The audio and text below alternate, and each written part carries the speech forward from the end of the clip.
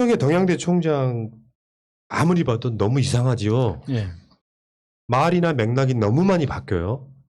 이번에는 상장대장을 못 봤다. 그리고 소각한 게 아니라 파쇄했다. 말이 계속 바뀌어요. 이런 사람이 재판에서 하는 말은 이런 식으로 재판에서 말이 바뀌었다면 이 사람은 증인으로서 가치가 없는 거예요. 그렇죠. 만약에 파쇄했다면 그 파쇄하는 거는 절차를 통하는 거기 때문에 기록이 남아야 되거든요. 리스트가 있어야 됩니다. 예. 근데 그 기록에 대한 언급은 또 없어요. 그러니까 SBS하고의 2019년 9월 6일 날은요. SBS 보도 이렇게 나와요. 최성해 총장은 상장 명부를 확인해 보니 총장 명의로 우수상이 나간 자료는 있었는데 조 후보자의 아들이 받은 우수상은 이름이 적혀 있지 않았다고 설명했다. 그러니까 SBS랑 인터뷰를 했을 때 자기가 주장했던 내용이고. 그때는 명부가 이딴 식으로 이야기했던 내용이죠. 2019년 9월 5일 이 SBS 보도 나가기 하루 전에 국민일보하고 인터뷰에서는 상장 발부대장에 조국 딸 이름이 없다. 정 교수가 죄송하다고 전화했다. 뭐 이런 식으로 발부대장. 그러니까 우리가 그 이야기는 이미 아마 결론이 났다고 생각하거든요. 왜 그 발부대장을 없애버렸느냐. 태웠든지 서각을 했든지 뭐 파쇄를 했든지 간에. 아니 인터뷰할 때는 있는 것처럼 이야기를 했다가 네, 네. 지금은 그러니까 이 사람 말이 계속 바뀌면서 검찰과 공모가 있을 것으로 예상되는 상황에 오히려 난 그렇게 생각해요. 그 발급 대장에 조민 씨의 이름이 있었을 가능성이 높아지.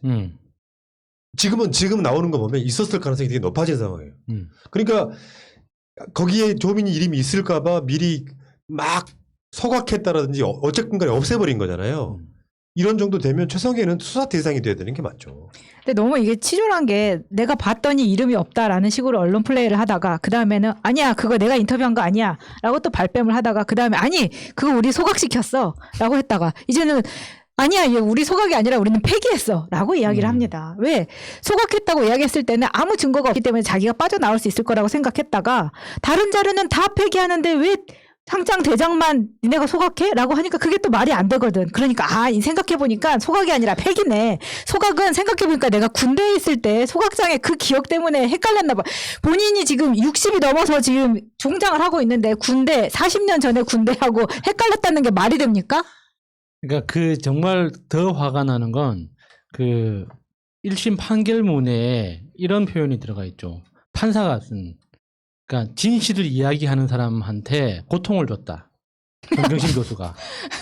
그러니까 거짓 증언을 고집함으로써 진실을 얘기하는 최성해 등의 증인들한테 정신적 고통을 줬다. 이런 판결문에 이런 표현이 나오는데 진짜 정말 오도독 씹어먹고 싶지 않습니까 진짜. 그 많은 사람들은 지금은 세상이 좋아졌다고 착각하죠. 아니에요. 화면 하나만 보여주실래요? 지금 여러분들 글자 그 내용 잘 안 보일 거예요. 이것도 아주 일부예요.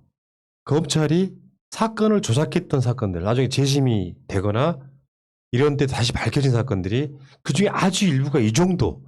내용은 여러분들 모르셔도 됩니다. 이 정도로 많아. 이것도 일부죠. 아주 일부란 말이에요. 그러면은 조국 장관 된 사건은요. 혹시 여러분들 최근에 그 SBS에 꼬리에 꼬리를 무는 그날 이야기라고 요즘 유명한 프로그램이에요. 꼬꼬무라고. 이 프로그램에 내가 우연치 않게 그 정원섭 씨라고요. 만화방을 운영하던 사람인데 그 초등학교 4학년짜리를 성폭행하고 죽였다는 혐의로 무기징역 받은 이야기가 나와요. 근데 나중에 알고 봤더니 다 조작된 거야. 왜 조작이 됐느냐면 당시 박정희 때인데 내무부 장관이 딱 10일 줄 테니까 범인 잡아. 그러니까 아무 죄 없는 이 사람을 잡아다가 고문을 합니다. 비행기 태우는 고문이라고 완전히 묶어가지고 대롱대롱 매달아가지고 얼굴에다가 수건 덮어씌우고 물 붓는 그것도 고춧가루 물 붓는 그 고문을 해요. 이걸로 부족하니까 그 만화방에서 일했다는 10대 여성들을 이 사람들을 내세워가지고 성폭행 당했다는 증언까지 만들어요. 그래가지고 무기징역을 사라. 그래서 무기징역을 사고 이 사람이 엄청난 모범수로 활동을 해갖고 특사로 나와. 그래서 법원에다가 재심 신청을 했는데 또 기각됐어. 증거 불충분 뭐 이렇게 돼가지고. 나중에 노무현 대통령 때 들어서야 진실과 뭐 화해위원회 뭐 이런 게 있었잖아요. 그때 여기서 재심하라는 권고를 내리면서 법원이 이 사람 무죄를 선고하는데 걸린 시간이요. 35년인가 그래요. 와. 근데 실제로 그렇게 조작된 사건들이 역사 속에 이 사람 나중에 최근에 돌아가셨거든요. 예. 조작되어 있는 사건. 그래서 우리가 사형제 폐지를 함부로 말 못하는 이유가 만약에 이런 사람들이 사형제가 남아있었고 사형돼 버리면 진짜 억울한 거거든요. 예. 그래서 그 흉악범들을 보고도 사형제 폐지라는 말을 방송을 안 하는 이유예요. 근데 아까 보셨듯이 이런 조작 사건들이 수도 없이 많은데 내가 그 프로그램을 보면서 조국 장관의 사건도 이렇게 되겠구나라는 생각이 드는 거예요. 10수년 후에나 20년 후에 밝혀지면 뭐합니까? 조작의 증거가 명백한데 최성해는 그중에 아주 일부일 뿐이에요. 최성해가 하는 짓, 검찰과 짬짬이 공범으로 이런 사건들을 저지르는 행위. 아까 말한 그 정원섭 씨 사건에 성폭행 당했다고 증언했던 그 10대들이 어떻게 증언했는 줄 아세요? 형사들이 이 어린 여자들을 데려다가 여관으로 데리고 와. 그래가지고 몇 달 며칠 거기다 가둬두면서 성폭행 당했다고 말할 때까지 가둬두고 증거를 조작해요. 근데 그 조작했던 형사 새끼들 단 한 번도 처벌받지 않았습니다. 공소시효지났다고. 우리는 좋은 역사를 만들려면 지금 증거를 조작한 검찰 새끼들부터 처벌할 수 있어야 되는 거죠. 그러니까 그 최근에 그 LH 사건 관련해 가지고 그 투기 혐의를 받고 있는 그 경기도 의원인가 그 시의원 이제 구속 그 결과가 나왔잖아요. 그러니까 구속 기각됐어요. 그런데 구속 사유가 그러니까 주거가 일정하고 이렇게 그 증거가 이제 범죄가 소명됐고 그 주거가 일정하고 이제 도주의 위험이 없기 때문에 불구속한다고 돼 있었거든요. 저는 그 기사를 들으면서 정말 열이 받는 게 그러면 정경심 교수는 범죄가 소명됐냐? 안 그러면 도주 위험이 있냐? 도대체 뭐 때문에 구속된 거예요? 그러니까 이게 법원이 내리는 판단, 그러니까 검찰뿐만 아니라 이게 법을 집행하는 그 모든 기관들이 도대체 어떤 국민들이 믿을 만한 어떤 일관된 기준을 가지고 판단을 내리는 건지 의심을 할 수밖에 없는 거예요. 저 방금 그 푸나님이 말씀하신 그 억울한 그 정원섭 선생님, 그분 이야기 정말 놀랐는데, 아 진짜 그거는 상상도 못했네요, 진짜. 그 증거를 어마어마하게 조작해요. 방법만 알려줄까요? 그 사건 현장에서 발견됐다고 하는 하늘색 연필. 사실은 하늘색 연필이 아니었어요. 긴 하늘색 연필이 아니라 짧은 노란색 몽당 연필이었는데 그 정원섭 씨라고 하는 아들한테 가요. 그래가지고 노란 몽당 연필을 보여주면서 이거 네 거니? 그러니까 아니라고 하지. 자기 게 아니니까. 얘야 필통 좀 가져와봐. 그 필통을 가져와 보라 그래서 그 안에 있던 파란색 연필을 가져가요. 경찰이. 그리고 그 다음날 와가지고 이 연필이 네 거니? 내 건 맞다고 할 거 아니야. 그 하늘색 연필이 자기 아버지가 이 아이를 죽일 때 그 현장에 떨어뜨렸던 그 증거로 동갑을 해버립니다. 어마어마한 나라에 살고 있는 건데 이런 수사를 해갖고 처벌받은 형사들이나 검사들이 거의 없어요. 그러니까 70년 동안 그 짓거리를 하고도 한 번도 처벌받지 않고 계속 성공해왔다는 이야기잖아요. 네. 그러다 보니까 지금 조국 정경심 이 사태 2020년에도 똑같은 짓을 하고 있는 겁니다. 이거 언제까지 봐야 되나요? 그러니까 명백하게 지금 그 IP 조작이라든지 그 뭐 타임라인상의 사건에 무슨 컴퓨터 사용 내역 같이 조작되어 있는 이 사건들 있잖아요. 저는 명백하게 정경심 교수는 뭐 증거 인멸 교사 정도 또는 뭐 차명 계좌 이 정도를 제외하고 나면 지금 현재까지 나오고 있는 걸로도 거의 무죄에 가깝습니다.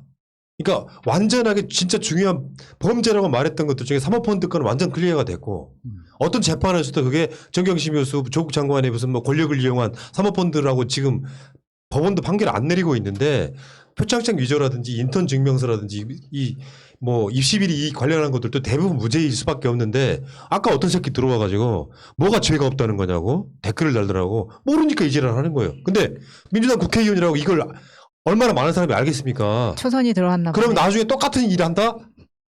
박원순 시장 건에 대해서 잘 몰라. 그러니까 사과하라고 하지. 그럼 어떻게 될 것 같으세요?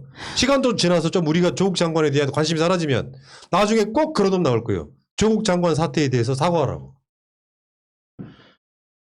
그러니까 아까 그 증거 조작했던 경찰이나 이런 게 한동훈이 최근에 유시민 이사장 기소하게 만들었잖아요. 예, 예. 증거를 조작하고 조국 장관들을 완전히 악마화시키는데 이런 식의 조작을 동원했던 놈들이 자기 핸드폰을 안 까면서 유시민 장관 말 잘못했다고 사과까지 한 상황에 대해서 기소를 해버리잖아. 이걸 우리가 어떻게 받아들여야 됩니까? 그러면 다시 한번 한동훈한테 궁금할 수밖에 없죠. 왜 이동재는 고소 안 하는지. 이동재만 고소하면 다 끝나는 거예요. 뭐 자기 핸드폰 깔 필요도 없어. 그렇지. 이동재만 고소하면은 자기 억울한 거 다 풀리는데 왜 고소 안 하고 M1 유시민 이사장만 고소를 하냐고. 정말 가소롭죠. 하는 꼬라지가. 국민들이 다 바보 천치라고 아는 거잖아요. 지만큼 똑똑한지를 지만큼은 안 똑똑할 거라고 믿으니까 그런 짓거리를 하고 있는 거 아닙니까? 그러니까 한 번 만들어진 프레임, 표적은 변하지가 않아. 이게 제일 나쁜 거야. 그게 검찰개혁의 핵심인 거예요. 얘는 유죄해야 되면 어떤 증거, 심지어는 조작까지 서슴지 않는 게 2021년에도 존재한다는 게 문제예요. 이걸 바꿔내지 않으면서 무슨 검찰개혁이 뭐 서툴렀네 말에 막 그 검찰개혁 관련한 이 부분들을 비판하는 민주당 국회의원이 일부 있지 않습니까? 잘못된 거라고. 검찰은 이 사람을 유죄를 만들어야 되는 존재가 아니고 이 사람이 죄가 있는지 없는지를 객관적으로 판단하는 주체예요. 법원도 마찬가지고.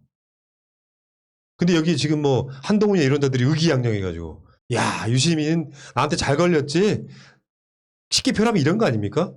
내 가랑이 밑으로 기어봐. 그런 거 아니에요? 예. 얼마나 뻔뻔한 나라에 살고 있습니까 지금. 그리고 추미애 장관이 그 유시민 이사장 기소한 거에 대해서 검찰이 제 식구를 위한 기소다 이렇게 표현하니까 또 한동훈이 깐죽거려요. 추미애 장관, 추미애 그가 황당하게 사실을 왜곡하거나 법에 맞지 않는 말을 하는 게 한두 번이 아니다. 이런 개새끼 정말.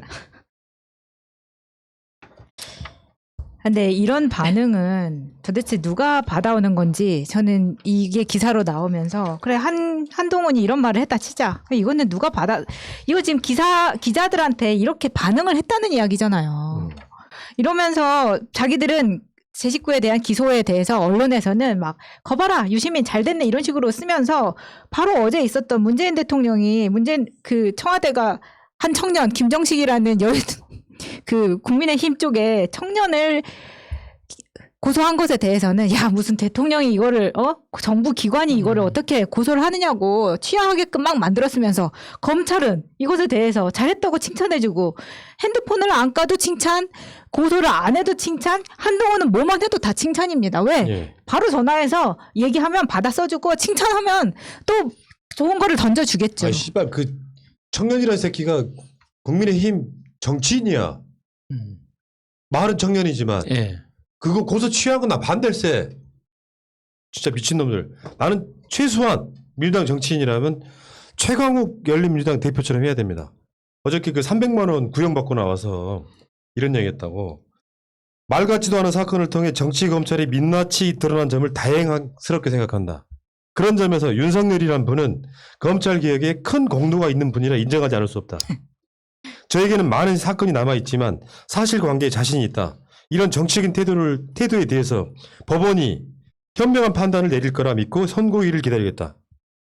윤석열을 정면으로 비판할 수 있는 정치인이요.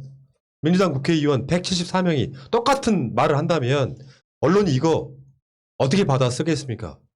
한 사람만 이런 이야기를 소신껏 이야기를 해. 아무튼 조용히 있어. 묻혀져. 공격의 대상이 되는 거죠. 박원순 시장권 그렇다니까요. 민주당 국회의원 중에 100명만 진상규명하자고 나서봐봐. 언론이 저렇게 한 사람 다구리 패듯이 할 수 있겠습니까?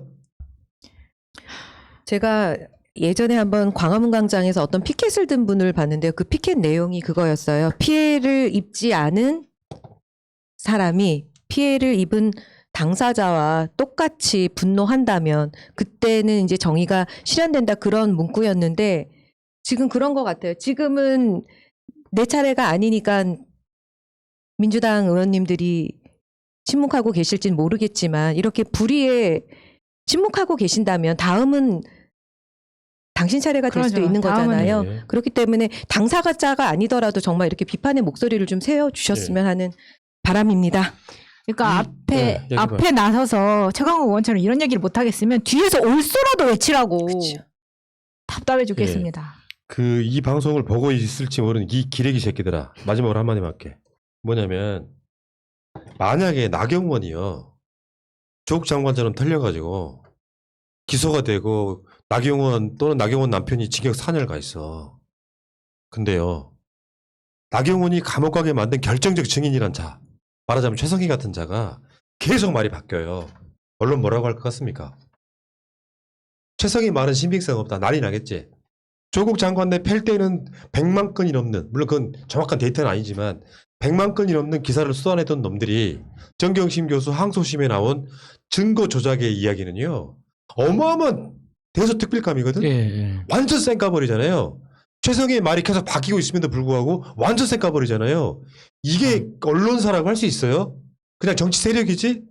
자신들이 불리한 이야기는 전혀 보도하지 않는 형태로 새날이 민주당 아까 이소영이나 이호를 하는 이야기는 또 보도할 거야 이 개새끼들아. 양아치만도 못한 새끼들.